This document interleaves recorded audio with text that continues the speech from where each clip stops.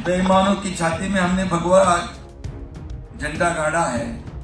बेईमानों के छाती में हमने भगवा झंडा गाड़ा है। रहमान डकैत ये याद रखना, या धुरंधर खड़ा है। कितना जलन रखोगे अंदर, अब तो मानो जो जीता वही सिकंदर, अब तो मानो वो जीता वही सिकंदर। बेईमानों की छाती में हमने भगवा झंडा गाड़ा है। बेईमानों के छाती में हमने भगवा झंडा गाड़ा है। रहमान डकैत ये याद रखना, या धुरंधर खड़ा है। आणि आता काय केलं ते मुंबईमध्ये एवढे वर्ष, आता मुंबई महापालिकेची निवडणूक आहे, एवढे वर्ष मुंबईमध्ये खड्ड्यांचं साम्राज्य ठेवलं। मुंबईत आलात म्हणून मी सांगतोय, खड्ड्यांचं साम्राज्य। पण एकनाथ शिंदे मुख्यमंत्री झाल्यानंतर मी आणि देवेंद्रजींनी ठरवलं की या संपूर्ण मुंबईतले खड्डे मुक्त मुंबई करायची, कॉन्क्रीटचे रस्ते करायचे काम सुरू झालंय। पोटदुखी किती पोटदुखी। अरे एक शेतकऱ्याचा मुलगा मुख्यमंत्री झाला तरी तुम्हाला पटतच नाही।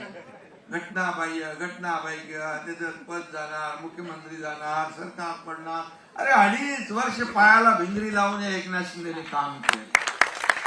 मला वाटतं त्या 2.5 वर्षामध्ये मी 2.5 तास तरी नीट झोपलो नसेल।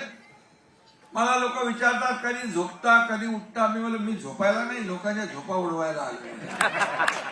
झोपलं तर कसं चालेल। आणि म्हणून मला देखील अपेक्षा आहे की मी कार्यकर्ता म्हणून जो काम करतो, मुख्यमंत्री असतानाही कार्यकर्ता म्हणून काम केलं, आजही कार्यकर्ता म्हणून काम करतोय आणि उद्याही कार्यकर्ता म्हणून काम करणार। आणि म्हणून हा कार्यकर्त्यांचा पक्ष आहे आपला, हा कार्यकर्त्यांचा सन्मान वाढवणारा पक्ष आहे। इथं कोणी मालक नाही, इथं कोणी नोकर नाही, आपण सर्व कार्यकर्ते आहोत। आणि म्हणून तुम्ही देखील, माझी इच्छा असते एकनाथ शिंदे बनून काम केलं पाहिजे, एकनाथ शिंदे बनून काम केलं पाहिजे। एकच मी सांगेन की कितना जलन रखोगे अंदर, अब तो मानो जो जीता वही सिकंदर, अब तो मानो वो जीता वही सिकंदर। आणि म्हणून तुम्ही जो जिंकला, कसा जिंकला, काय जिंकला त्याचे अनालिसिस करतील, मग ते ईव्हीएम वर खापर फोडतील, मग ते पैसे वाटले म्हणतील, बॅगा गेल्या म्हणतील। अरे माझ्या कपड्याच्या बॅगा गेल्या, आता कोण हेलिकॉप्टर मधून पैसे घेऊन जाईल का हो? अरे मी एक तुमच्या इतर लोकांसारखा सकाळी गेलो की संध्याकाळी घरी जात नसतो। मी 8-8 दिवसाचा दौरा अरेंज केला होता।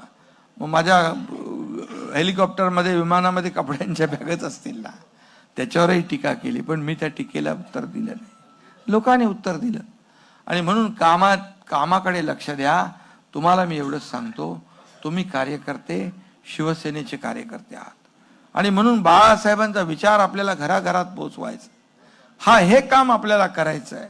आणि येणाऱ्या ज्या निवडणुका महापालिकेच्या आहेत, या महापालिकेच्या निवडणुकांमध्ये देखील बघा, मी मगाशी सांगितलं, लोकसभा जिंकली, विधानसभा जिंकली, नगर परिषदा जिंकल्या, आता आपण महापालिका जिंकू आणि आपल्या विकासाचा आणि बाळासाहेबांच्या विचारांचा आणि महायुतीचा भगवा झेंडा महापालिकांवर फडकू। धन्यवाद। जय हिंद, जय महाराष्ट्र।